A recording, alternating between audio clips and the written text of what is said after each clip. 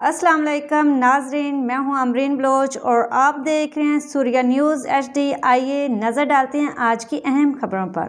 کراچی سوریہ news میں مزید update کرتے ہیں۔ کراچی سے جرنلسٹ محمد فاروق برڑو قادری کی رپورٹ کے مطابق ہم اپنے محبوب محسن اور پاکستان کی مشہور و معروف شخصیت نیشنل یونین آف جرنلسٹس کے مرکزی چیئرمین احسان مغل صاحب پہ قاتلانہ حملہ کرنے والوں کے جلد از جلد گرفتار کر کے قانون کے کٹہرے لانے کا مطالبہ کرتے ہیں۔ ان خیالات کا اظہار نیشنل یونین آف جرنلسٹ صوبہ سندھ کے جوائنٹ سیکریٹری نے اپنے بیان میں کیا۔